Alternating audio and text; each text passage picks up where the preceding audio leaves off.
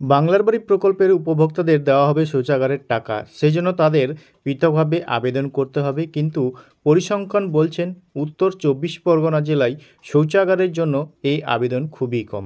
তো আপনারা ইতিমধ্যে দেখতে পাচ্ছেন বাংলার বাড়ি প্রকল্পের যে উপভোক্তারা রয়েছেন তারা কিন্তু এবার শৌচাগারের টাকা পেতে চলেছেন। এই টাকা কিন্তু 12,000 টাকা আপনারা পাবেন।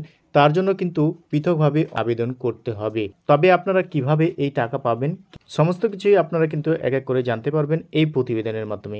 ভিডিওটা প্রথম থেকে শেষ পর্যন্ত দেখুন, তাহলে সমস্ত কিছুই আপনারা বুঝতে পারবেন। তো চলুন বন্ধুরা, ভিডিওটাকে শুরু করা যাক। দেখুন, এখানে বলা আছে বাংলার বাড়ি প্রকল্পের উপভোক্তাদের দেওয়া হবে শৌচাগারের টাকা, সেই জন্য তাদের পৃথকভাবে আবেদন করতে হবে। তো দেখতে পাচ্ছেন এখানে বাংলার বাড়ি প্রকল্পের যারা টাকা পেয়েছেন, মানে বাংলার বাড়ি যে উপভোক্তারা রয়েছেন তারা বাংলার বাড়ি তৈরি করে ফেলেছেন। অনেক উপভোক্তার প্রথম কিস্তি এবং দ্বিতীয় কিস্তি টাকা পেয়ে গেছেন। তবে যারা শৌচাগার পেতে চান তাদেরকে কিন্তু পৃথকভাবে আবেদন করতে হবে। কিন্তু সরকারি পরিসংখ্যান বলছে উত্তর 24 পরগনা জেলায় শৌচাগারের জন্য এই আবেদন খুবই কম। তবে যারা আবেদন করেছিলেন তাদের মধ্যে প্রায় সব উপভোক্তাই টাকা পেয়ে গেছেন। তো দেখতে পাচ্ছেন যারা শৌচাগারের জন্য আবেদন করেছিলেন তারা কিন্তু অনেকেই শৌচাগারে তৈরির টাকা পেয়েছেন। এই উপভোক্তাদের অনেকে আবার শৌচাগার তৈরির কাজ শেষ করে ফেলেছেন। তো দেখতে পাচ্ছেন অনেকে টাকা পেয়ে শৌচাগার তৈরির কাজও শেষ করে ফেলেছেন, বাকিরা দ্রুত কাজ শেষ করতে চাইছেন। উত্তর 24 পরগনা জেলায় 81,981 জন উপভোক্তাকে বাংলার বাড়ির প্রথম কিস্তির 60,000 টাকা করে দিয়েছে রাজ্য সরকার। ইতিমধ্যে যে সমস্ত উপভোক্তা লিল্টন পর্যন্ত ঢালাই হয়ে গিয়েছে তাদের দ্বিতীয় কিস্তির 60,000 টাকা করে দেওয়া হয়েছে। সরকারিভাবে বলা হয়েছে কোনো উপভোক্তার যদি শৌচাগারের প্রয়োজন হয় তাহলে প্রতি উপভোক্তাকে সেই জন্য দেওয়া হবে 12,000 টাকা। তো এই দেখতে পাচ্ছেন আপনারা শৌচাগার তৈরির জন্য কিন্তু আপনারা 12,000 টাকা পেতে পারেন।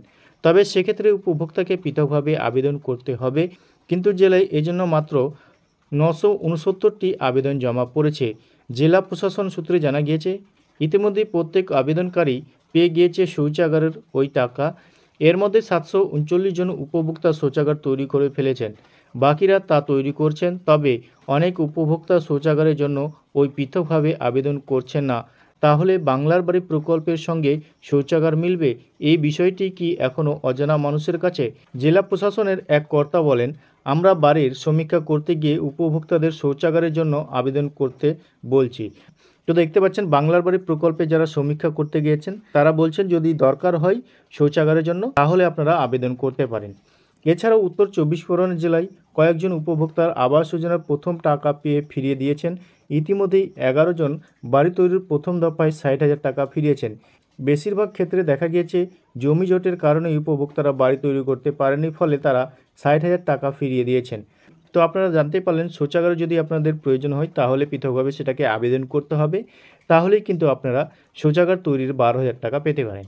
তবে এই বিষয়ে আপনাদের মতামত কমেন্ট সেকশনে অবশ্যই কমেন্ট করবেন। ভিডিও ভালো লাগলে বন্ধুদের সাথে বেশি বেশি করে শেয়ার করবেন। আর এই ধরনের ভিডিওর আপডেট পেতে আমাদের চ্যানেলটিকে সাবস্ক্রাইব করে রাখবেন।